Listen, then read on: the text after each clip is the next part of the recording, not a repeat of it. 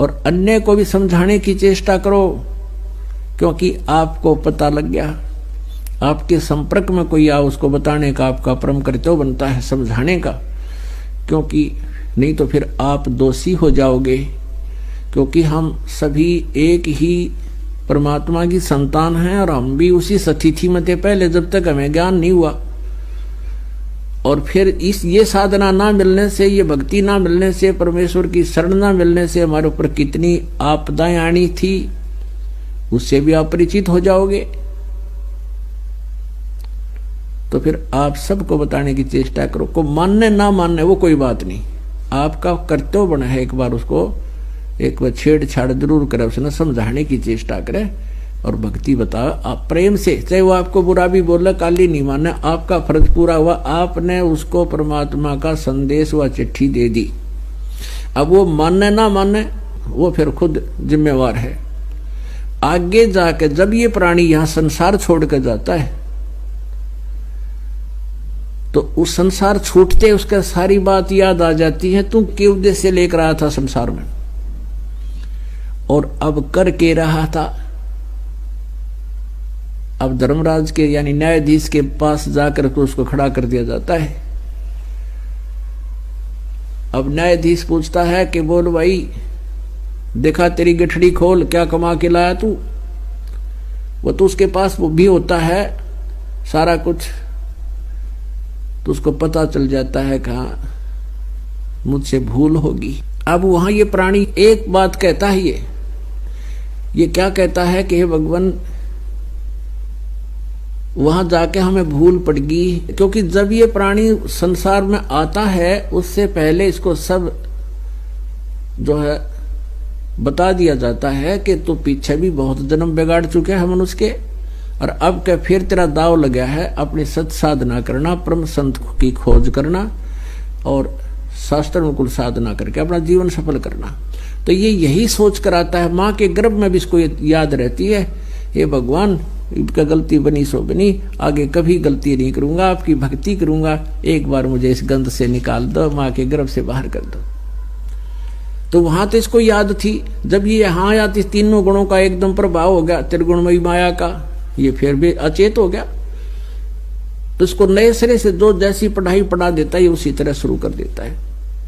तो फिर परमात्मा अपने सिर पर अब भार नहीं रखते, अपने सिर उलाना नहीं रखते, वो भी किसी ना किसी माध्यम से कोई संदेश उस तक पहुंचवा कर छोड़ते हैं। अब जगह जगह चैनलों पर चल रहा है, पुस्तक बांटी जा रही है, भगत बहन भाई आपस में जो मिलने वाले उनसे भी चर्चा कर रहे हो, तो उस तक संदेश पहुंचा दिया आपने। अब वो वहां जाकर के ये कहता है धर्मराज के दरबार में, जब यहां लुट पिट के चला जाता है भक्ति ना करके और कहने से भी नहीं मानता है, तब वो एक बात कहता वहां जाके, हे भगवान हमने पता नहीं चला, हमारे को किसी ने बताया नहीं, भक्ति कर लो। तब उसकी वो फिल्म चलाई जाती है, क्योंकि एक फिल्म तो हमारे अंदर कोड वर्डों में डिपॉजिट होती है, जो कर्म हम दिन रात करते हैं, और उसकी एक कॉपी भगवान के पास पहुंच जाती है, फैक्स हो जाती है, यहां से वो ईमेल हो जाती है, और भगवान के पास वो कॉपी होती है, उसको चला के दिखा देता उसकी सीडी को, अगले तू क्या कह रहा है कि मेरे को किसी ने बताया नहीं, देखिए भक्त ये बहन क्या कह रही है तुझे, और तू क्या कह रहा है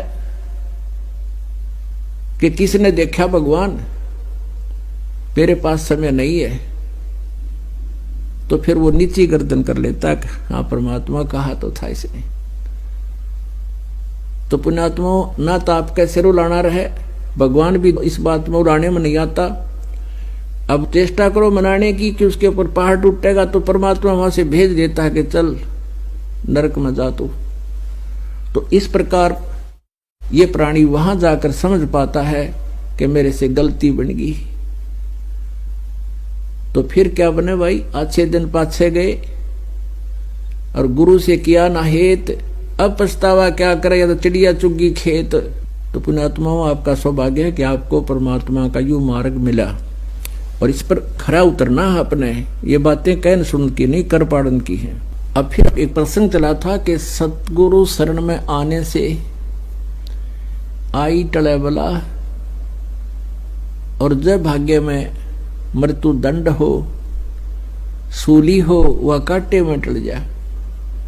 पहले मृत्यु दंड दिया करते थे, एक गोल चक्कर सा होता था और उसके बीच में एक सुराख होता था, और उसके ऊपर उस व्यक्ति को बांध दिया जाता था गोल चक्कर के ऊपर, और उसके नीचे सुराख से एक भाला निकलता था बहुत तेज नोक वाला, और उस व्यक्ति को वहां विवश कर दिया जाता था, उस बांध दिया जाता था। और जब तक वो धीरे धीरे उसको छोड़ दिया जाता था, अपने प्रेशर से अपने आप नीचे आता था। व्यक्ति तो हल टहल सकता नहीं था, और वो भाला उसके नीचे से और धीरे धीरे धीरे धीरे सिर में से निकलता था। उसको सूली तोड़ना कहते थे। वो मृत्यु दंड ऐसे दी जाती थी। तो यहां परमात्मा कहते हैं कि संत शरण में आने से आई टले बला, और जय मस्तक में सूली होवा काटे में टल जा। आपने ऋग्वेद मंडल नंबर 9 और सूक्त नंबर 1 का मंत्र 8 और 9 में बहुत बार दिखाया है, फिर आने पर समय आने पर दिखाएंगे।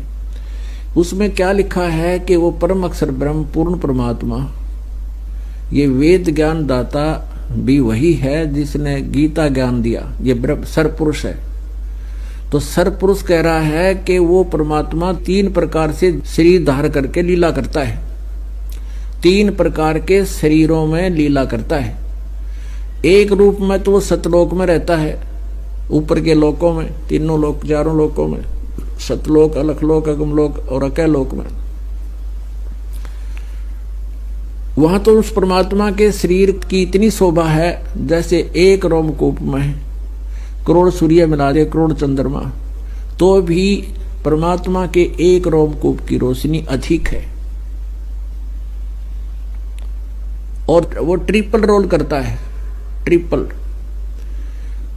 और दूसरे प्रकार का शरीर वो धारण करता है, जैसे प्रत्येक युग में एक नवजात शिशु का रूप धारण करके, और उसका विधान है कि वो सरोवर के ऊपर वहां पर आकर के प्रकट होता है कमल के फूल पे, और वहां से कोई निसंतान जो पहले से संस्कारी होते हैं, जिन अच्छी आत्माओं को परमात्मा आके मिलता है, जैसा ऋग्वेद मंडल नंबर 9 सूक्त नंबर 86 के मंत्र 26-27 में, ऋग्वेद मंडल नंबर 9 सूक्त नंबर 82 के मंत्र 1, 2, 3 में, और भी अनेक स्थानों पर यही प्रमाण दिया है कि वो परमात्मा गति करके आता, सतलोक से चलकर आता है, और वहां से चलकर यहाँ अच्छी आत्माओं को प्राप्त होता है। तो उन अच्छी आत्माओं को मिलता है कमल के फूल शिशु रूप धारण करके, छोटे बालक का, नवजात शिशु का।